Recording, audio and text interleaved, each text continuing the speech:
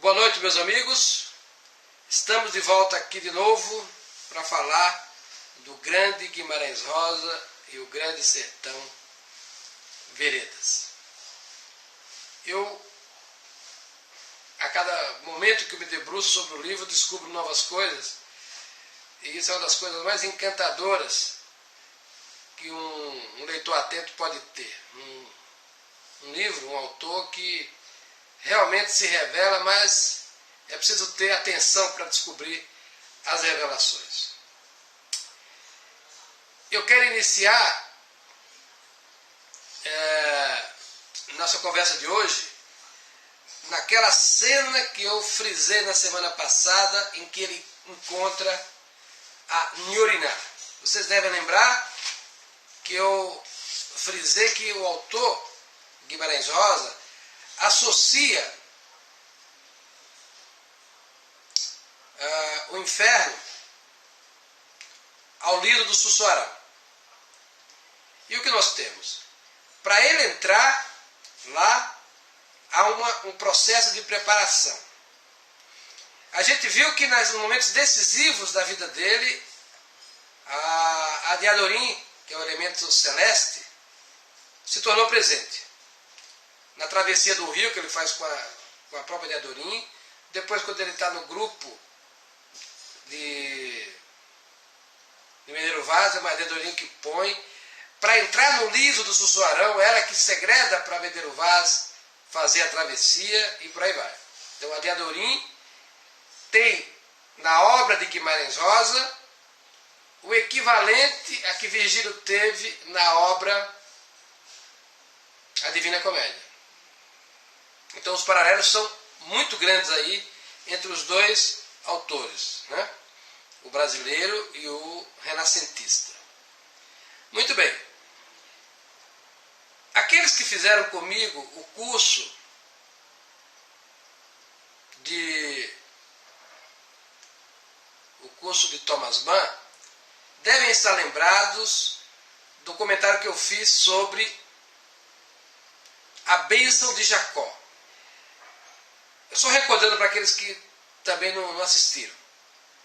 No livro, é o último grande livro dele, depois, antes de sair o Dr. Fausto, publicou apenas o Carlota em Weimar. A gente tem ali que o Thomas Mann estava fechado com as ideias, digamos assim, goetheanas, ou o esteticismo germânico. E qual é o ponto fundamental daquele livro? É exatamente quando o Thomas Mann narra a bênção de Jacó. E o que há de especial na bênção de Jacó? Eu vou ler para vocês. Aqueles que tiverem uma Bíblia podem até checar, né? Vê a mão aí. É no Gênesis capítulo 49.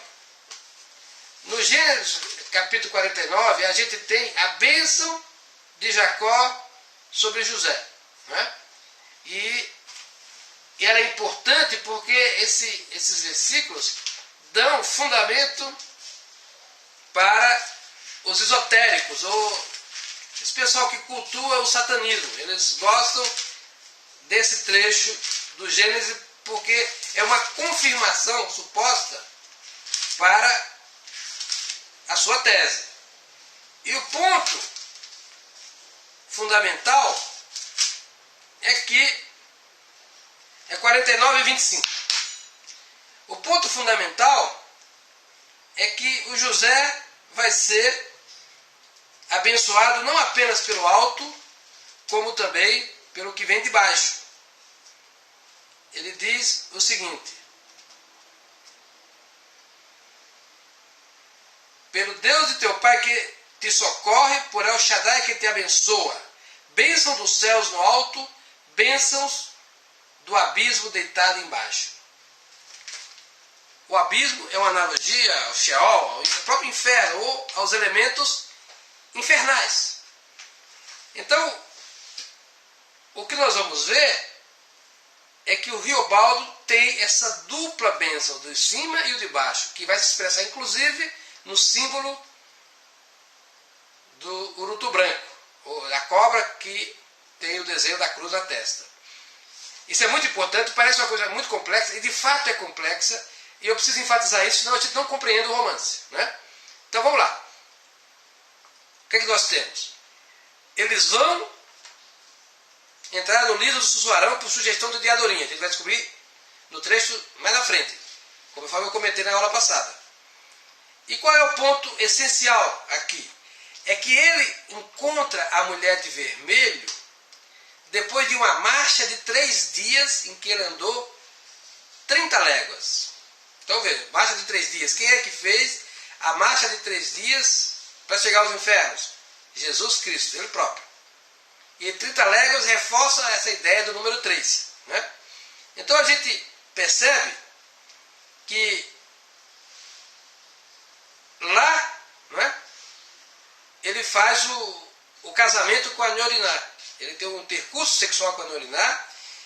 E o que acontece nesse intercurso sexual? Ele fecha o corpo para poder realizar a travessia. Então aí a gente tem a dupla ideia de que ele está protegido pela Diadorim, que quer atravessar o inferno junto com ele para protegê-lo, e agora ele recebe a proteção da própria mulher de vermelho, que é uma figura infernal associada com a própria Lilith. Né?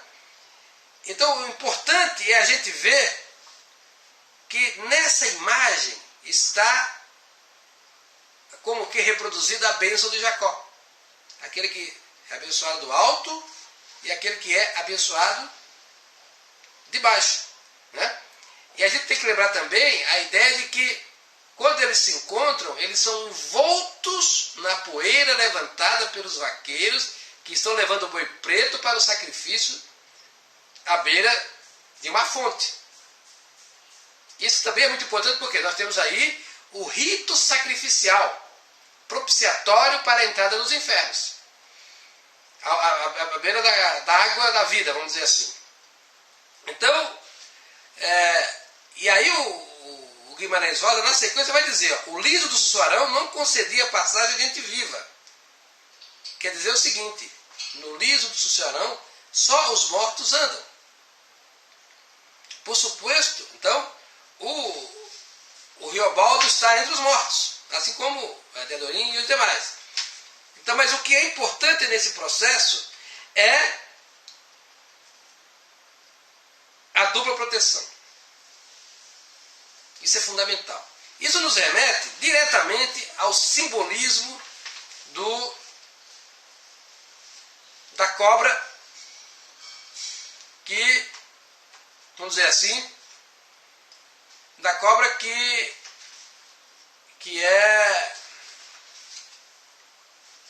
tem uma estampa de uma cruz na testa. Então nós temos novamente a dupla proteção, ou a representação, um escudo que mostra que ele vem dos céus, mas vem dos mais baixos infernos também.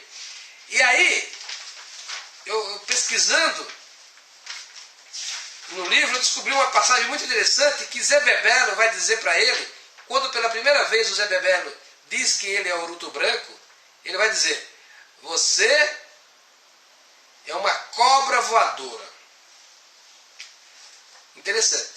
Esse símbolo da cobra voadora também é uma união de opostos. Se vocês lembrarem, na bandeira mexicana tem lá a cobra que está sendo devorada pela águia. Em várias culturas, essa imagem da serpente que se associa a um elemento alado está presente. Eu vi aqui no Dicionário dos Sonhos, tem uma passagem muito interessante sobre esse simbolismo. E eu quero mostrar para vocês isso também. Porque, eu falei certo, Dicionário dos Símbolos, né?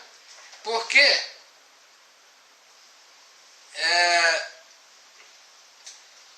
ela é muito forte, inclusive, na América Central. Eu duvido que o Guimarães Rosa tivesse a plenitude de conhecimento sobre essa simbólica na altura em que ele escreveu isso aqui. A impressão que eu tenho é que lidou com as imagens arquetípicas e foi produzindo sem saber que estava trabalhando com uma imagem muito universal. Quer dizer, parte dos símbolos que ele usa é consciente, mas uma parte eu suponho que esse aqui não seja. É uma coisa que veio de dentro. Então, olha só como é que os autores do Dicionário dos Símbolos descrevem, né? Transformada a serpente em antepassado místico e o herói civilizador, cuja forma mais conhecida é o Quetzalcóatl dos toltecas, mais tarde retomado pelos astecas.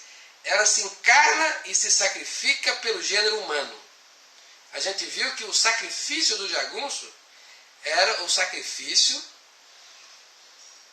para que a civilização pudesse imperar por aqui. Há uma relação de causa e efeito. Aí vai. Mas o mais importante é a gente perceber que na própria simbólica da civilização mesoamericana, a ideia da serpente alada, a união dos opostos, ela tem essa configuração do sacrifício e da redenção da humanidade.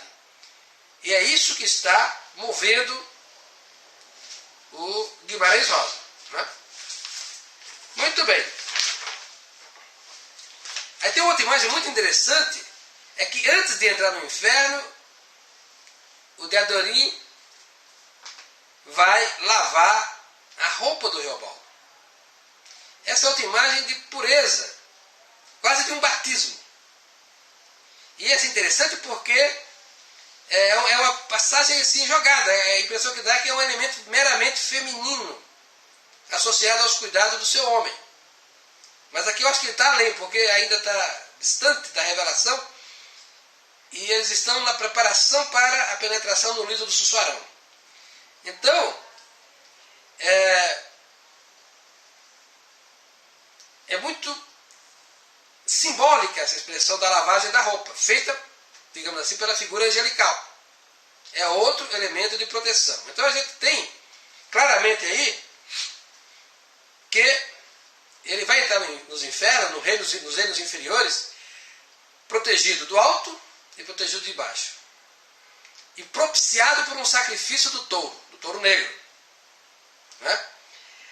E como é que eles vão sair do liso do Sussuarão? Essa é outra coisa que é muito vibrante do livro, é espantoso, é uma imagem realmente de difícil compreensão, que é o momento em que eles matam um suposto macaco que acaba por se revelar um homem e o devora. Então nós temos o ato de outro sacrifício para sair dos infernos, devorando um homem que era nu, era como um macaco, devorando o homem primitivo. Olha aqui a imagem que é muito interessante,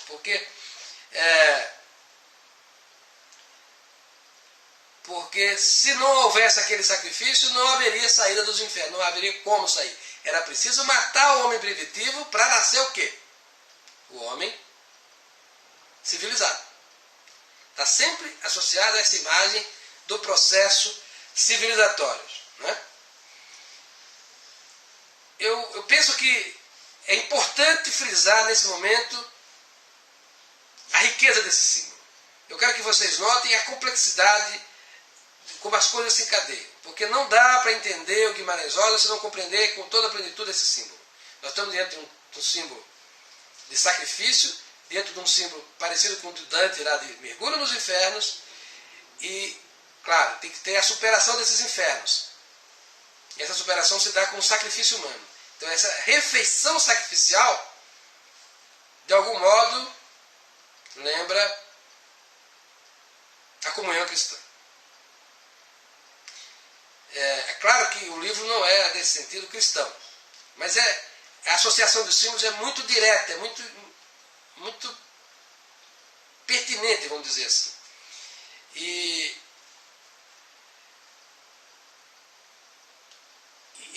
a navegação dentro dos infernos é muito sofrida. Por exemplo, tem uma cena que ele descreve que os burros de carga que levavam mantimentos, munição e água, está no meio do deserto sem água, eles fugiram. Assim, fugiram, sem mais nem menos. Apenas desapareceram. Então, o trecho final dos infernos foi de grande sofrimento. Então, essa imagem do resgate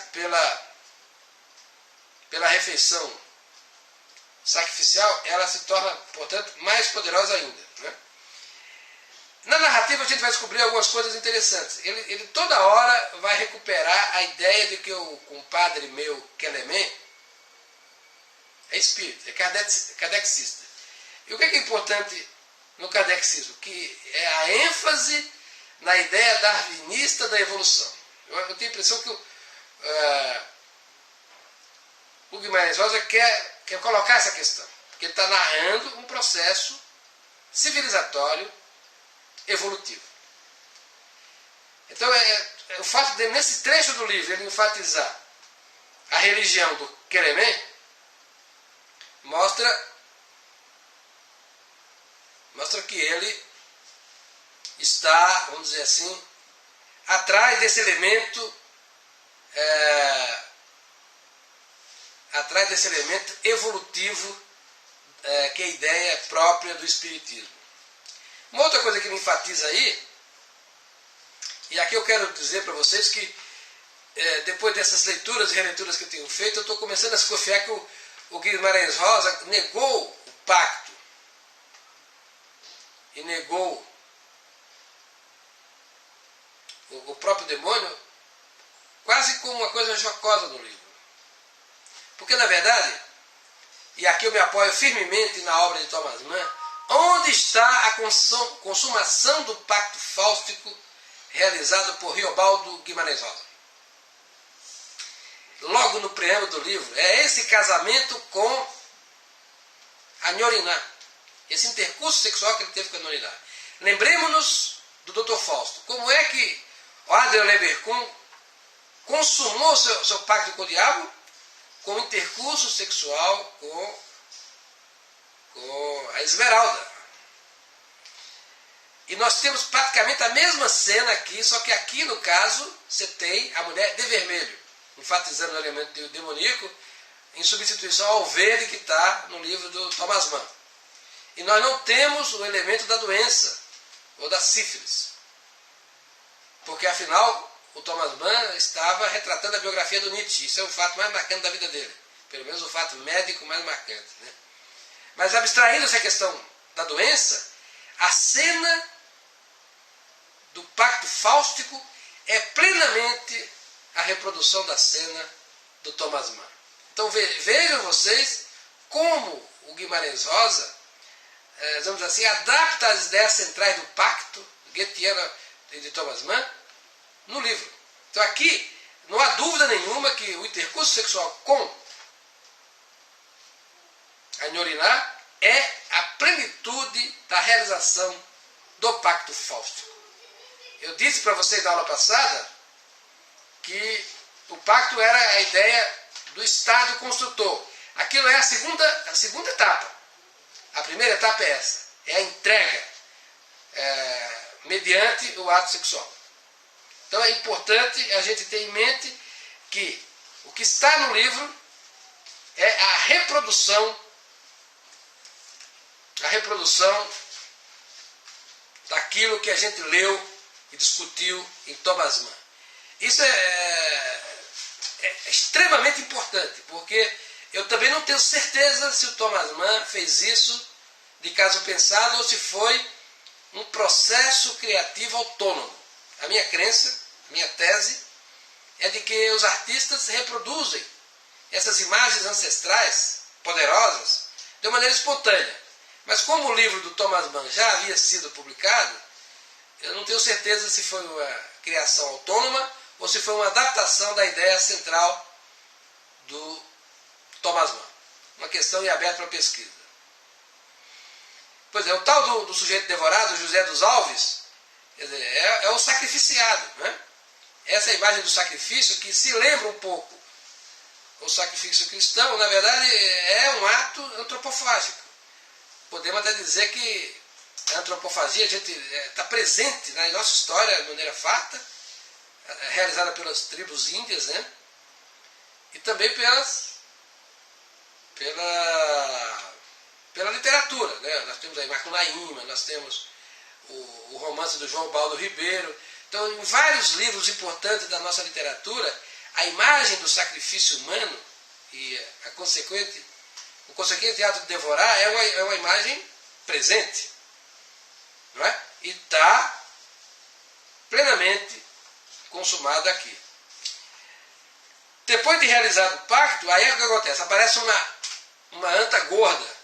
É como se fosse um presente, porque no meio do deserto não tem nem anta, nem muito menos anta gorda. E eles conseguem comer, né?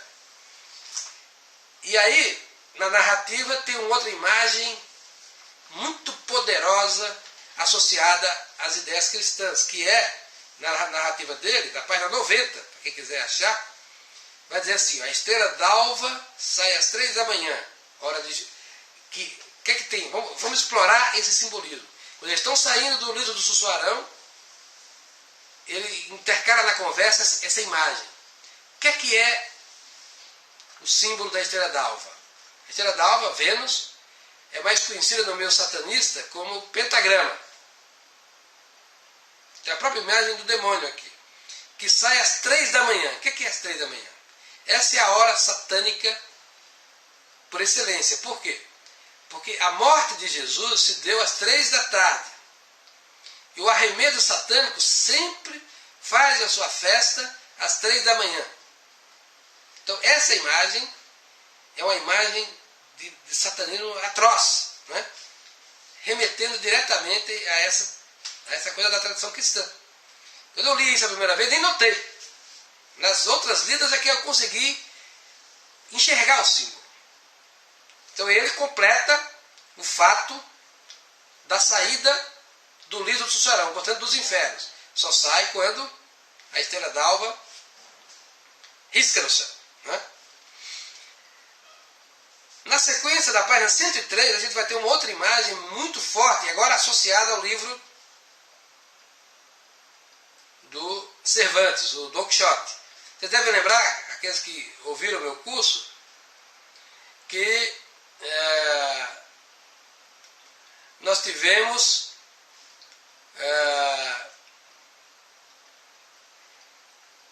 um momento crucial do livro 1 do Don Quixote, foi quando ele vai para a Serra Morena, ou Serra Negra. Aqui, ele começa uma narrativa com a expressão Serra Escura, e dá um ponto, aí começa a narrar.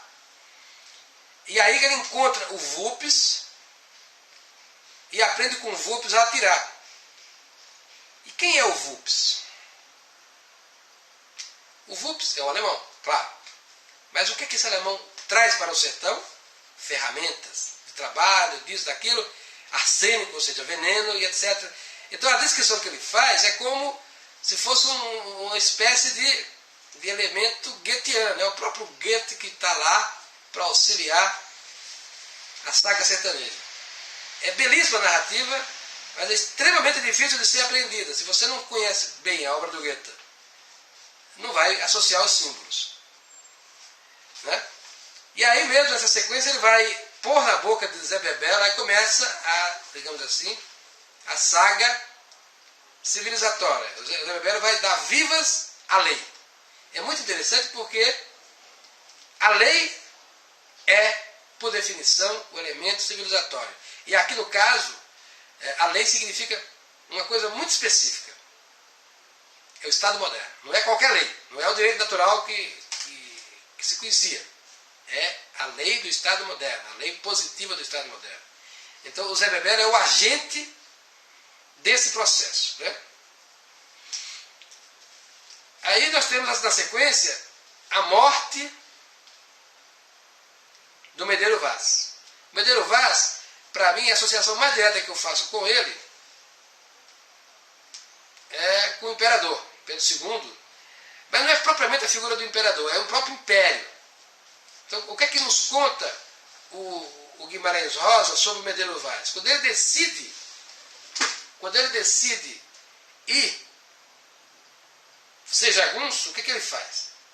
Ele queima a sua casa, que é uma casa grande, ele queima o cemitério com os restos mortais dos seus ancestrais, ele queima tudo, ele passa a régua. Não é? Essa imagem vai ser completada com aquilo que se sucedeu na fazenda dos tucanos. No final da aula talvez eu até entre nisso aqui, mas vamos fazer na aula subsequente. O que é a fazenda dos tucanos? É um local onde está um conflito essencial, né? Eu disse para vocês na aula passada que os jagunços se dividiam em dois partidos, ou duas alas, né? A ala do bem, que era a ala do Medeiros Vaz, que ele impunha uma justiça de acordo com o direito natural clássico, portanto fora do Estado moderno, mas era fundamentalmente imbuído desse sentimento de justiça, inclusive justiça distributiva, né? E alguns crimes dentro do código deles eram crimes muito graves, por exemplo, como o roubo, como a traição, isso não era perdoado, mas o assassinato nem tanto, desde que fosse em circunstâncias nobres, né?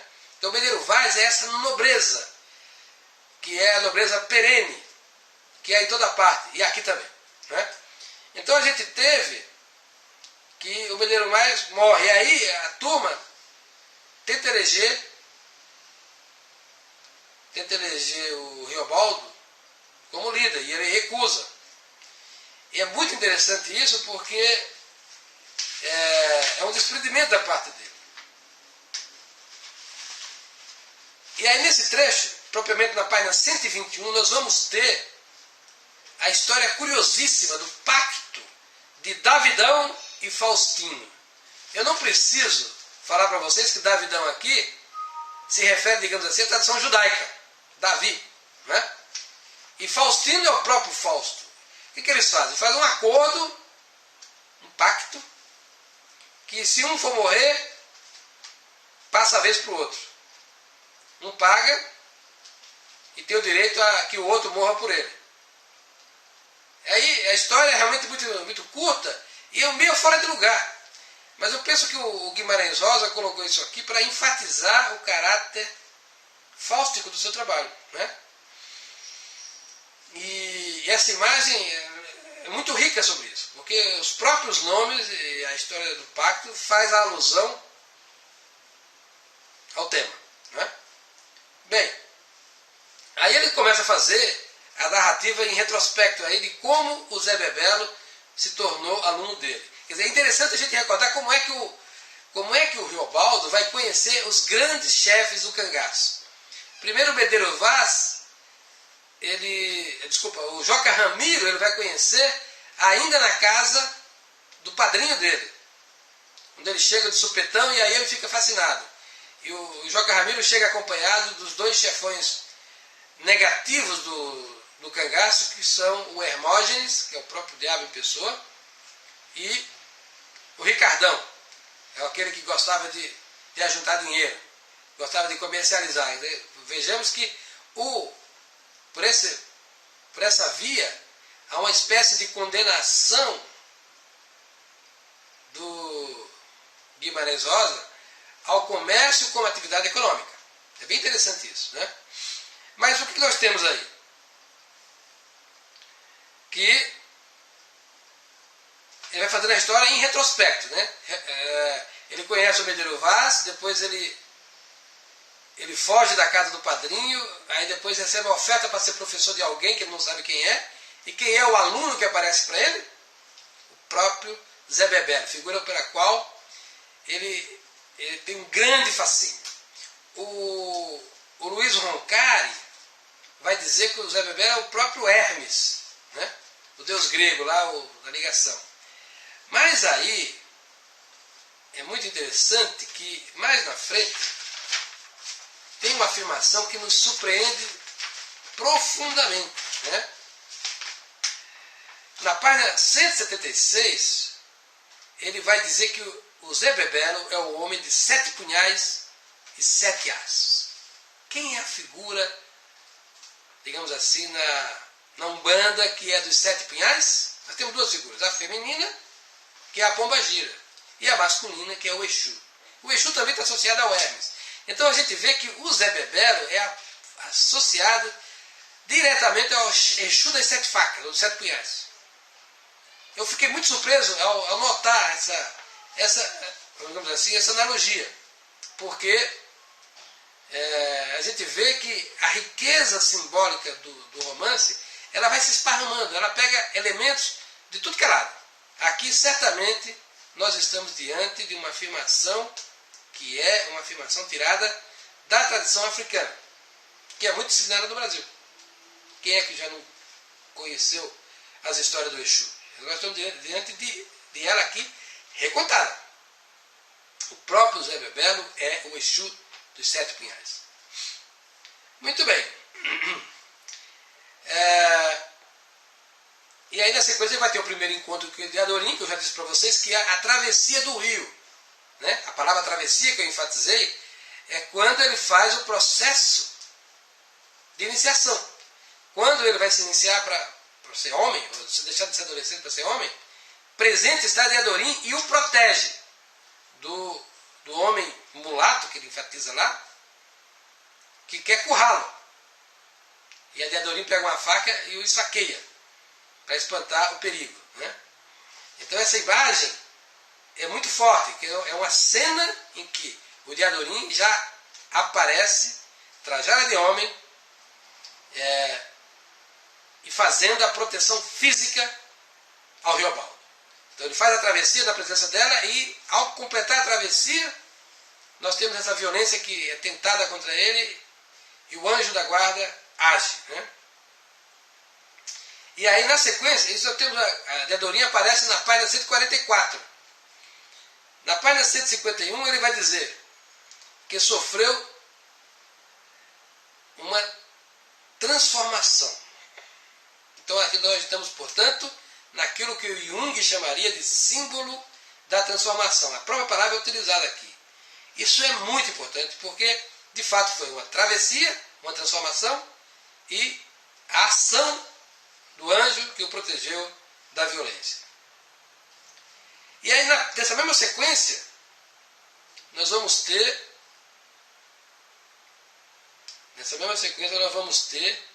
a revelação do nome da mãe dele. Qual é a importância do nome da mãe dele? Toda a importância, porque isso é a própria alma nacional que está aqui, a própria mãe ancestral que está aqui. A mãe dele é a Bigri.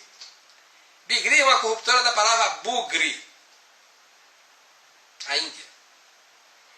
Então, e ela era uma prostituta e ele desconhecia quem era o seu pai. Então, aqui nós temos a confirmação que o Riobaldo era um mestiço.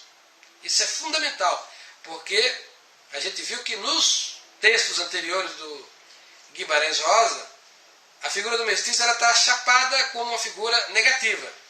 Aqui, pela primeira vez, o mestiço é levado a uma condição heróica, no sentido, vamos dizer assim, grego da expressão do heroísmo.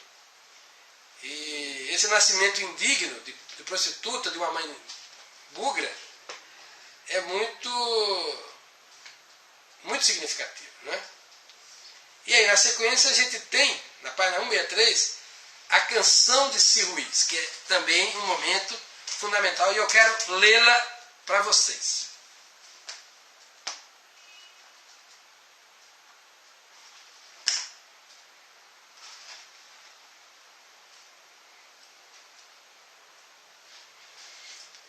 Quem tiver o livro da Saraiva, está na página 163. É um poema sintético, curtinho, de vale ser lido. Vai dizer: Urubu é Vila Alta, mais idosa do sertão. Padroeira, minha vida. Vim de lá, volto mais não. Vim de lá, volto mais não. Corro os dias nesses verdes, meu boi-bocho baetão. Buriti, água azulada, Carnaúba, sal do chão. Remanso do rio Lago, viola da solidão. Quando vou para dar batalha, convido meu coração. O que é que diz o poema? Primeiro, que ele é de uma vila do sertão profundo, chamada Urubu, de alguma forma associada a algo ligado à morte. E esse Urubu, essa cidade de Urubu, é a padroeira da sua vida. Padroeira, minha vida. Vim de lá, volto mais não. Ele saiu do sertão profundo e não vai voltar. Mas aí ele emenda, numa dúvida: volto mais não? Será que eu não vou voltar? Quer dizer, claro, que há um anseio de retorno. Corro o dia nesses verdes, meu boi mocho baetão. É um vaqueiro. Buriti, água azulada. O que é água azulada? O azul aqui aparece na pedra topázio, da história que eu ainda não toquei no assunto. ele vai dar de presente para Dedorim recusa, e aí ele vai dar para Otacília. O azul, que é a cor do céu, não é? É uma cor feminina, a cor ligada a Maria, né? E o importante nessa cor é que está associado ao serafim. Serafim é aquele anjo de 6 asas que aparece apenas no livro de Isaías, né? E o próprio Zé Bebelo, lá na frente, vai dizer que o Riobado é um serafim. Então vejam como as coisas são, né? Aí depois ele vai dizer, remanso do Rio Largo, nós já vimos que o rio representa a vida, separa os mundos. Viola da solidão. Quando vou para a batalha, convido meu coração. Aqui nós temos a ideia do homem cordial. Está expressa aqui. Eu não sei se ele quis dar o sentido que está na obra do Sérgio Buarque de Holanda, mas aqui mostra o sujeito afetivo mesmo, aquele que não pensa 2 vezes de fazer o combate. É um elemento até enfático nessa luta, um elemento irracional na luta. Então essa canção do Ciro Luiz, várias vezes ela vai ser invocada na narrativa. O poema é curto, a lida assim de sopetão não parece tão bela, mas quando a gente entra na simbólica, vê-se que é realmente um poema muito bom. Não é? Pois bem, morre Mineiro Vaz, e aí o que acontece? A gente tinha visto, quer dizer, não aqui, né? Eu tinha falado na aula passada, que está narrando a história de trás para frente. Quando acontece o julgamento do Zé Bebelo, ele é condenado ao exílio. O que é o exílio? Ele não pode voltar para Gerais, ele vai se refugiar em Goiás. E aí ele pergunta, o Zé Bebelo, quando é que eu vou poder voltar? Quando é que o castigo acaba? Ele falou, quando eu disser ou quando eu morrer. Aí o Joca Ramiro morre, é assassinado, e aí, ato contínuo, o Zé Bebelo retorna. E é bem interessante porque ele retorna e já assume o comando do bando. Ele muda de lado, ele deixa de ser a favor do governo para ser agora o chefe do bando de jagunços. Há uma metamorfose, uma transformação. Né? E essa mudança ela é fundamental porque o Zé Bebelo é um dos personagens melhor descritos no livro. Né? A psicologia dele é toda feita, mente feita, os ditos que ele inventa, aquele aspecto hermético dele, ou digamos assim, de Exu dele, aquela energia transbordante, aquela capacidade de ver as coisas, de farejar as coisas, de antecipar os fatos dos combates, isso torna um chefe muito valioso. Né?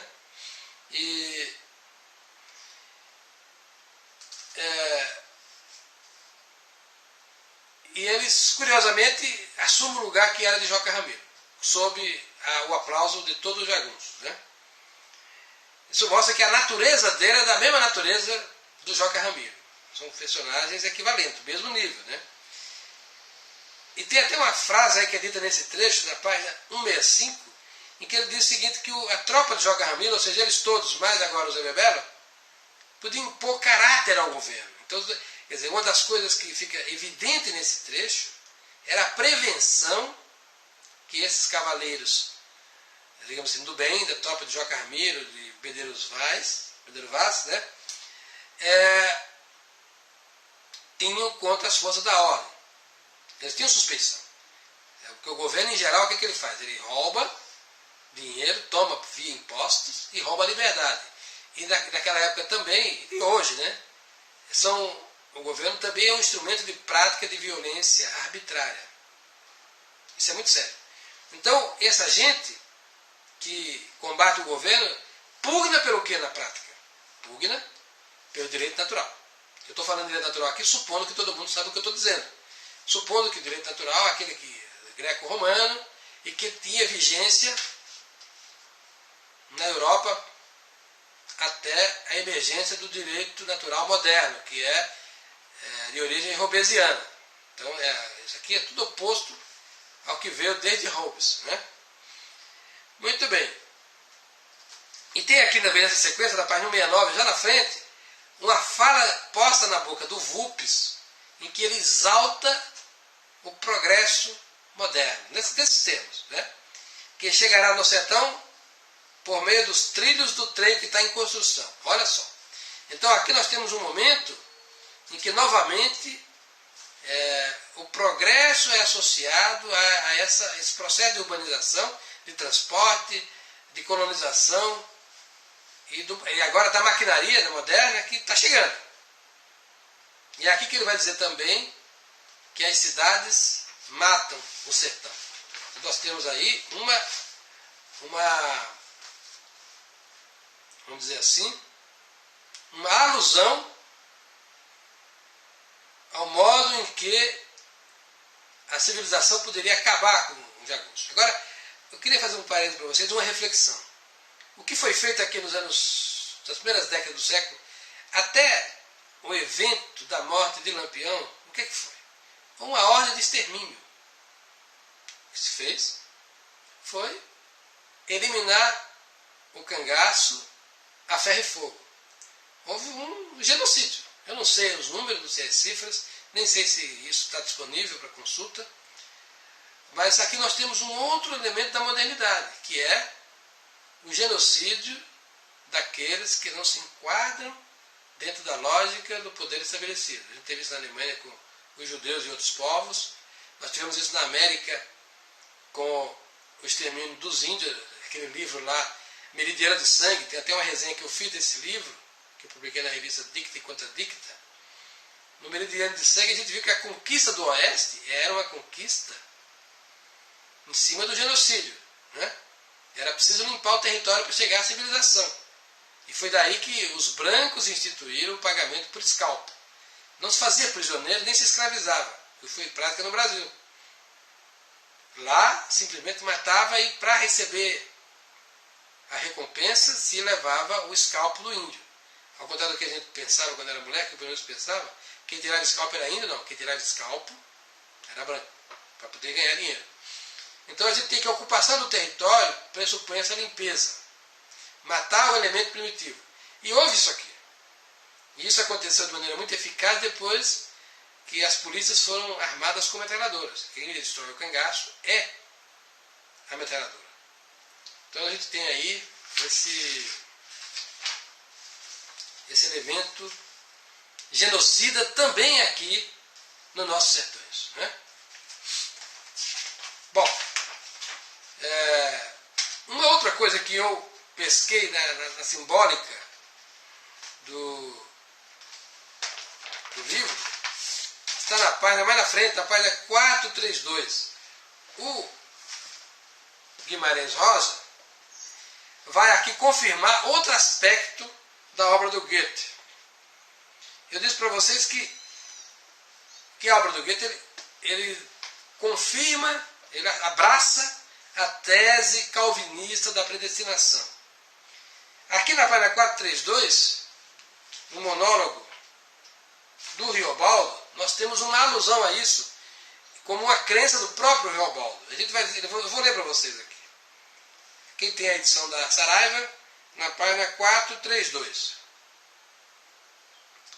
Ele vai dizer: consegui o pensar direito. Penso como um rio tanto anda. O que é o rio tanto anda? É a metamorfose da vida. Que as árvores das beiradas mal nem vejo. Quem me entende? O que eu queria? Os fatos passados obedecem a gente. A gente quem, né? Os em vir também. O futuro. Só o poder do presente é que é furiável? Não. Esse obedece igual. E o que é? Isto é, já aprendi, a bobeia. Pois de mim isso é que é, o Senhor saiba. É lavrar ouro. Então, quer dizer, é uma lei escrita em ouro. Então aqui nós temos que o Riobaldo dá voz a essa ideia de que há uma predestinação. Os acontecimentos estão já definidos. Exatamente como está na tese central do livro do Goethe. Lá é mais visível por quê? Porque você tem o prólogo no céu, depois você tem a salvação do próprio Fausto pela divindade feminina. Mas o que importa é o seguinte, é a conexão entre o Grande Sertão Veredas, o Fausto do Goethe e o Dr. Fausto do Thomas Mann. Bem, eu quero agora comentar com vocês sobre a Fazenda dos Tucanos. É um trecho longo, eu até vou pedir que vocês leiam para a aula que vem, porque eu vou começar a aula que vem a partir desse ponto da Fazenda dos Tucanos, mas eu quero antecipar algumas coisas aqui para orientar vocês. Eles chegam na Fazenda dos Tucanos. O que eles encontram? Um casarão típico do final do século XIX. É a verdadeira casa grande que tem uma característica, ela tem uma senzala. O que significa uma casa grande com senzala? Significa que eles estão no final do Império. Mas ela tinha sido recém-abandonada, ou seja, é como se tivesse sido proclamada a República.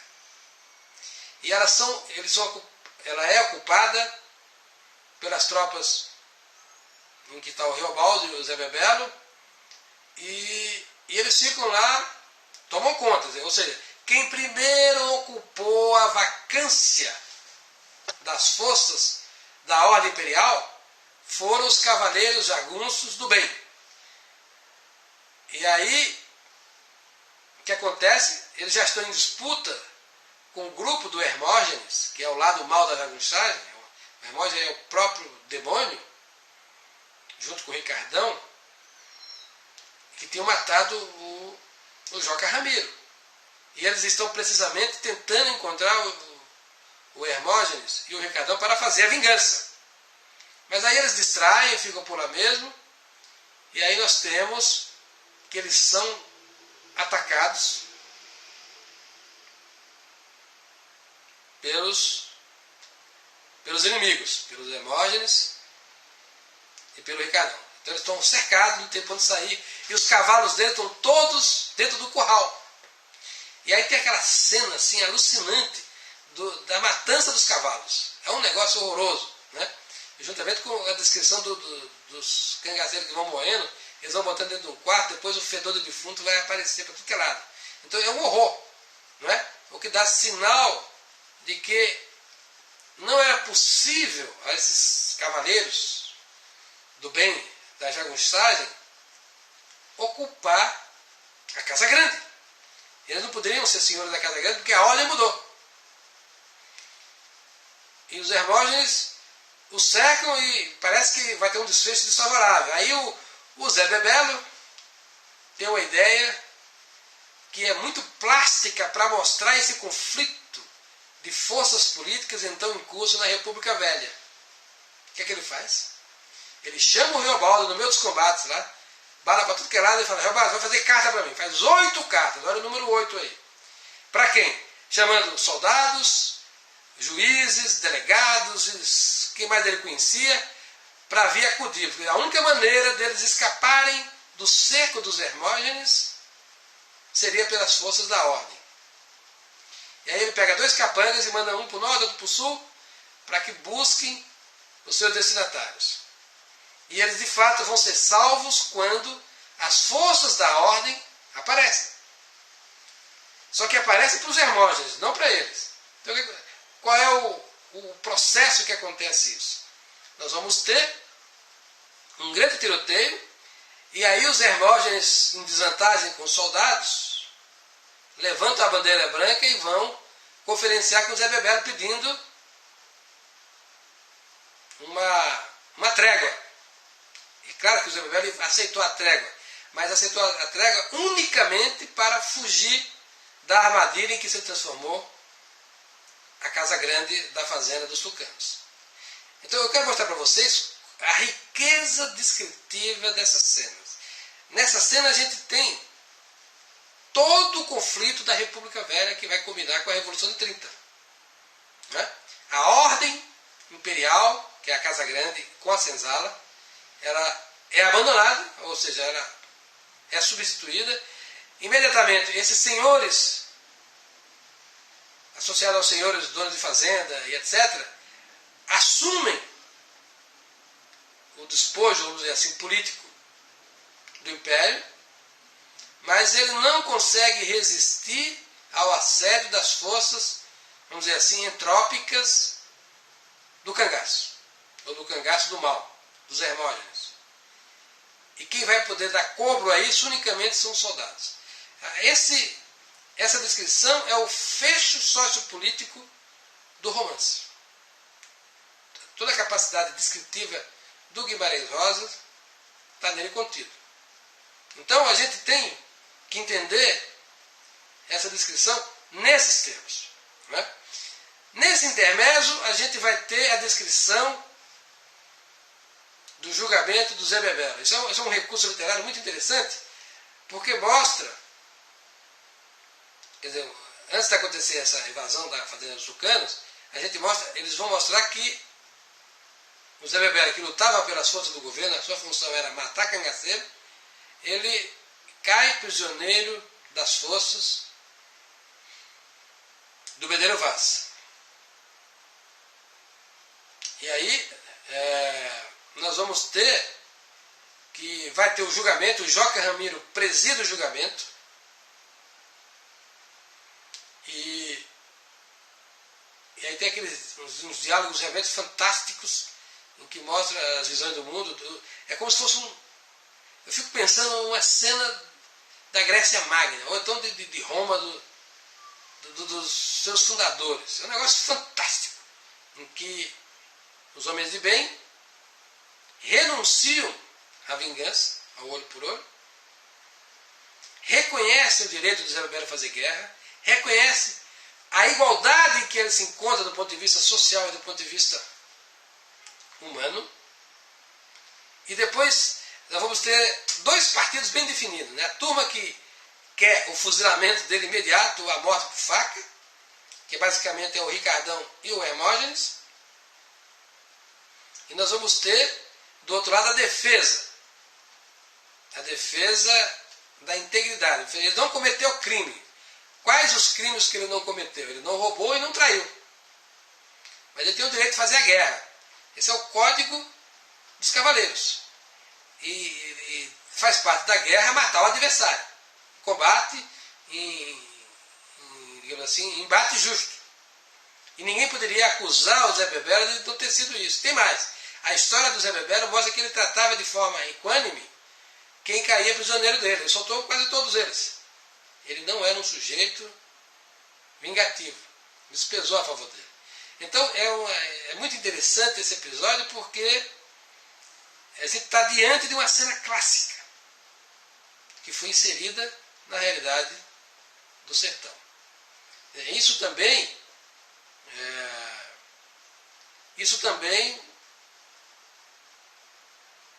enfatiza a genialidade do escritor. Isso é fundamental. Então nós estamos diante de outra narrativa muito interessante, e é o fio da história, porque se o Riobaldo é o herói, o Zé Bebelo é o elemento fundamental da narrativa, por essas metamorfoses que ele vai sofrendo ao longo do processo. De caçador de jagunços, a mando do governo, a um chefe do bando de jagunços. E ao mesmo tempo aquele que caiu em desgraça e teve um julgamento devido nas leis dos jagunços. E foi libertado. Então a gente tem aí um elemento de nobreza, da impressão daqueles debates. Eu estava recentemente vendo alguns dos episódios de Roma, aquele episódio da HBO, a gente vê cenas muito assemelhadas a essa, com outros nomes e outras vestes e outra situação. Então a gente está aí, portanto, diante de uma constante, quando no poder do Estado é ausente. Então emerge essa força nobre, no nobre segundo a natureza, como diria Aristóteles, que passa a prevalecer sobre a desordem daqueles que são inferiores. Lá nesse episódio da HBO, a gente vê o enlace entre Marco Antônio e o César, né?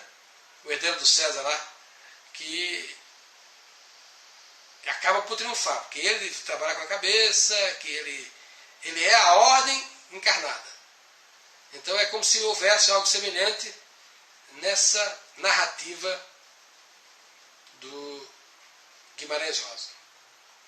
Meus amigos, eu volto a dizer para vocês, quer dizer, acho que de toda essa narrativa que eu fiz com vocês hoje aqui, esses comentários, o que destaca de maior relevo é compreender a simbólica que eu tentei clarear para vocês. É o eixo fundamental. Quer dizer, todo o livro está fundado nesse símbolo, sobretudo o símbolo da Nhoriná, como a guardiã dos infernos, que vai fechar o corpo do herói para que ele possa atravessá-lo. Esse sacrifício inicial, depois o sacrifício final para sair dos infernos, vamos dizer assim, a estrela d'alva que emerge no céu como que permitindo a saída. Enfim, nós temos aí um colorido extremamente criativo desse simbolismo que é atávico nos homens. Tem em toda a cultura, em toda parte. O que é realmente fantástico é a gente vê-lo expresso na roupagem sertaneja. Esse certamente é o grande feito do Guimarães Rosa. É ambientar essa saga épica com roupas de vaqueiros. Eu não consigo dizer menos de que é uma coisa genial. Eu, portanto, peço que vocês, na aula que vem, leiam o trecho, pelo menos o trecho da Fazenda dos Tucanos, que nós vamos entrar nesse trecho e explorá-lo, porque ali está toda, digamos assim, a sociologia política que é, digamos assim, adotada por Guimarães Rosa. Ali é que as três forças em duelo aparecem e a gente vê todo o ambiente sociológico. É como se tivesse... A descrição que ele faz da Fazenda dos Tucanos, preste atenção, a descrição que ele faz da Fazenda dos Tucanos é a mesma que é feita em Casa Grande de Senzala por Gilberto Freire. Isso significa que foi o império descontinuado. Basicamente é isso. Tá? Atentem para a palavra senzala, é a chave para se compreender que ainda se estava no período imperial. Meus amigos, agradeço a atenção de vocês. Muito boa noite a todos.